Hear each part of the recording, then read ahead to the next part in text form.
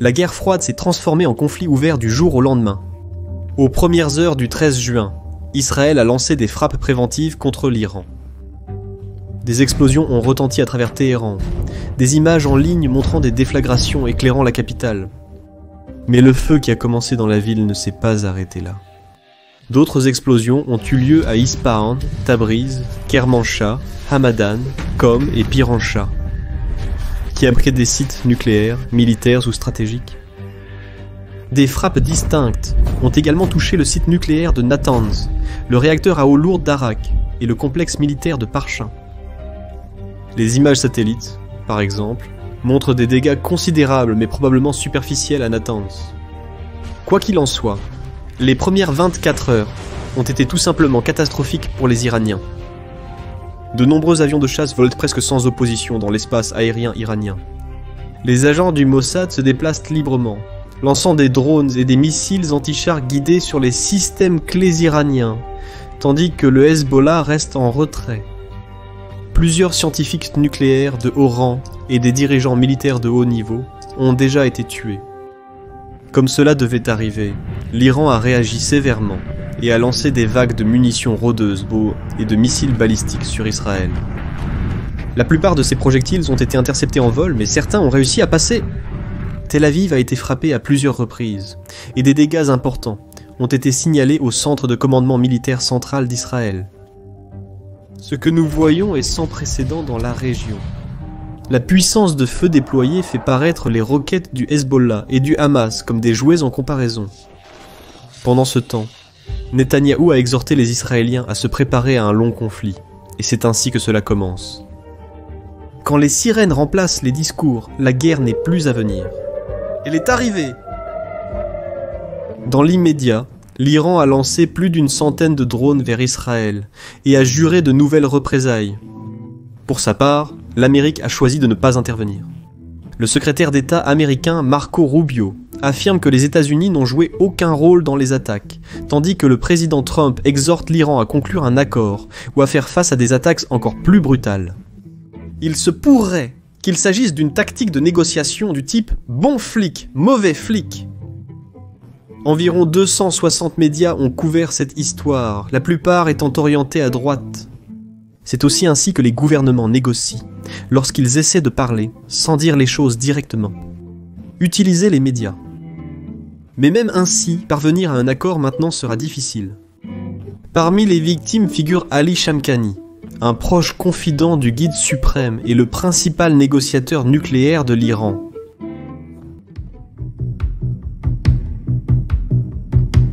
À l'heure actuelle, l'ampleur totale de l'attaque d'Israël contre l'Iran reste inconnue. Les frappes initiales semblent avoir visé des radars, des défenses aériennes, des avions et des tours de contrôle, ce qui ouvre la voie à des attaques ultérieures sur des sites secondaires. L'attention d'Israël va désormais se tourner vers des cibles secondaires de nature stratégique et économique, telles que les ports, les raffineries et les usines de missiles. L'armée israélienne l'a clairement indiqué, en décrivant l'opération comme la première étape, laissant entendre que d'autres attaques pourraient suivre dans les prochains jours, voire les prochaines semaines.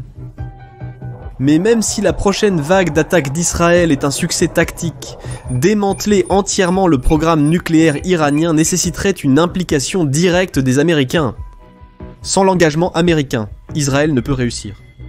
Au mieux, il pourrait retarder les progrès de l'Iran d'1 à 2 ans. Au pire, les frappes pourraient se retourner contre eux, poussant l'Iran à assembler rapidement un dispositif nucléaire rudimentaire comme moyen de dissuasion contre de futures attaques. Israël affirme que son objectif est de détruire le programme nucléaire iranien et d'empêcher l'Iran de fabriquer une bombe nucléaire, mais ses actions suggèrent un objectif plus profond, le changement de régime. Jusqu'à présent, toutes les attaques israéliennes ont visé des responsables du corps des gardiens de la révolution islamique, tout en évitant la direction des forces armées régulières iraniennes, ce qui pourrait être une tentative calculée de diviser pour mieux régner. Vous voyez, les gardiens de la révolution et l'armée régulière agissent souvent en désaccord, le corps des gardiens de la révolution islamique, dominant à la fois les sphères politiques et économiques. Ainsi, En affaiblissant le corps des gardiens de la révolution islamique, Israël essaie peut-être de provoquer des frictions internes, voire d'encourager l'armée régulière à se retourner contre les gardiens de la révolution dans une lutte pour le pouvoir. De façon révélatrice, la campagne d'Israël s'appelle l'opération Lion Levant, ce qui fait probablement référence à l'ancien drapeau iranien d'avant la révolution, et suggère que le changement de régime pourrait être l'objectif ultime. Reste à savoir si ce pari portera ses fruits. De façon comparable, la stratégie de Téhéran est également le changement de régime, mais par des moyens plus légaux. Les Iraniens savent qu'ils ne peuvent pas faire changer d'avis Netanyahou, mais ils pourraient bien réussir à faire tomber son gouvernement en accentuant la pression intérieure et en provoquant un vote de défiance. Pour y parvenir, les Iraniens devront infliger un maximum de dégâts à Israël, mais en se concentrant sur les infrastructures, les cibles militaires et les dirigeants, tout en évitant autant que possible les sites civils, ce qui pourrait s'avérer difficile en pratique. Ainsi, les Iraniens voudront lancer des vagues de missiles sur Israël jour après jour, dans l'espoir que cela puisse conduire à un vote de défiance. Ce serait une victoire politique qui aiderait Téhéran à sauver la face et à renforcer sa position lors de futures négociations. Cependant, rien ne garantit le succès de cette approche. Changer de timing est moins une stratégie qu'un coup de dé.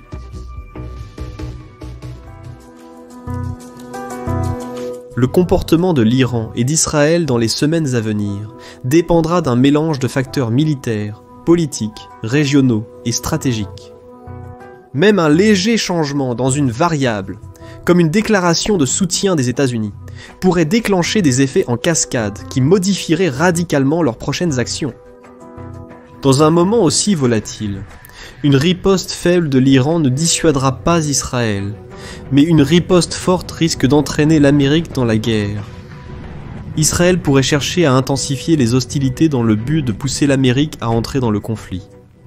En revanche, l'Iran cherchera probablement à réagir d'une manière qui montre sa force et rétablit la dissuasion, tout en évitant un conflit plus large.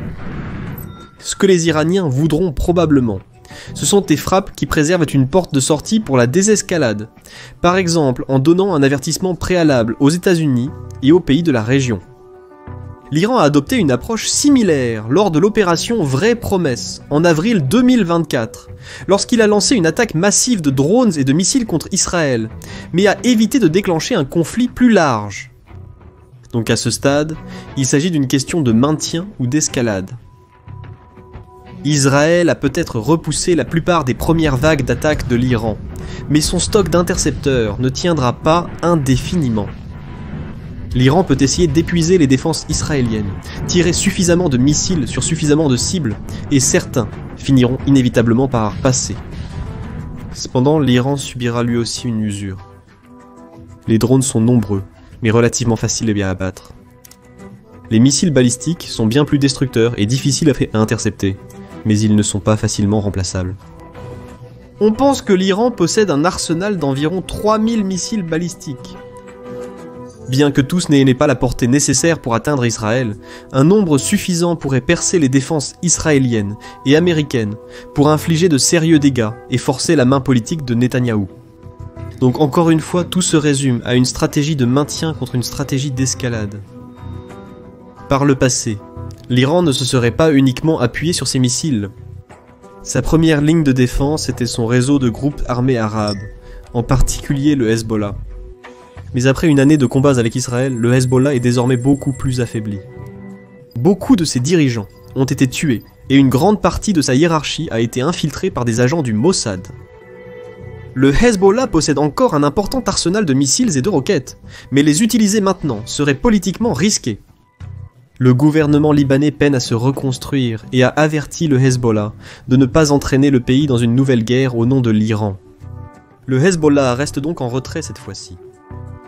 Sinon, pour rétablir la dissuasion, l'Iran pourrait utiliser ses groupes armés alliés pour lancer une série d'attaques contre les forces américaines stationnées en Jordanie, en Syrie et en Irak.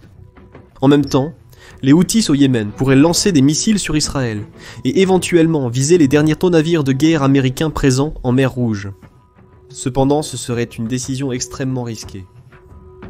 Réattaquer des intérêts américains pourrait entraîner des représailles contre la direction iranienne, un acte similaire à l'assassinat, en janvier 2020, du commandant de la force Al-Quds, Qassim Soleimani. Le résultat final pourrait être que l'armée de l'air américaine cause encore plus de dégâts que les frappes aériennes israéliennes. Une autre façon pour l'Iran d'établir une dissuasion, et moins attendue, serait de frapper les alliés des États-Unis dans la région du Golfe. Par exemple, l'Iran pourrait utiliser ses groupes armés pour attaquer des installations pétrolières en Arabie Saoudite, comme il l'a fait en 2019, ou frapper des cibles aux Émirats Arabes Unis, comme il l'a fait en 2022. Attaquer les infrastructures pétrolières et gazières dans la région du Golfe, y compris les navires passant par le détroit d'Ormuz, ferait presque certainement flamber les prix du pétrole. Dans un tel scénario, les dirigeants du Golfe, qui ont promis des centaines de milliards d'investissements aux États-Unis, pousseraient probablement Donald Trump à freiner Israël et à arrêter ses attaques contre l'Iran. Rien ne garantit que cela fonctionnerait. Mais parfois, le chemin le plus court vers la victoire passe par le jardin de quelqu'un d'autre. Cela dit, toute attaque iranienne contre les États arabes du Golfe, bien que possible, mettrait probablement fin à l'amélioration des liens diplomatiques que l'Iran a cherché à établir avec ces pays ces dernières années. Donc, chaque forme de représailles comporte un certain risque de retour de flamme. Pourtant, la forme de dissuasion la plus forte pour l'Iran serait peut-être de procéder à un essai nucléaire. Cela enverrait un signal à la fois à Israël et aux États-Unis que l'Iran ne bluffe plus au sujet de ses ambitions nucléaires. Mais cela provoquerait aussi l'indignation internationale, déclencherait de nouvelles sanctions et approfondirait l'isolement de l'Iran. Néanmoins, si le gouvernement iranien estime que sa survie est en jeu, le guide suprême pourrait décider que le prix à payer en vaut la peine. Un essai nucléaire obligerait les Israéliens et les Américains à peser le risque de transformer un conflit conventionnel en conflit nucléaire. Au minimum, Téhéran pourrait opter pour une réponse non cinétique, qui signalerait une intention nucléaire tout en restant suffisamment ambiguë pour éviter une escalade immédiate. Les responsables allemands ont longtemps averti qu'ils quitteraient le traité de non-prolifération si leur programme nucléaire était attaqué militairement. Ce moment pourrait désormais être proche. Dans l'ensemble, l'évolution des actions israéliennes et iraniennes dans les semaines à venir dépendra de l'ampleur et de l'intensité de ce que chaque camp fera ensuite. Plus les attaques se poursuivent et plus elles causent de dégâts, plus la fenêtre pour une désescalade se réduit. À chaque frappe et contre-frappe, il devient de plus en plus difficile de contrôler la suite des événements, car malgré tous les efforts, les frappes de précision aboutissent rarement à des résultats précis. Siobhan de Caspian Report vous remercie de nous avoir suivis. Merci de commenter, liker et partager la vidéo si vous avez apprécié notre travail. Merci pour votre temps, et Sarol.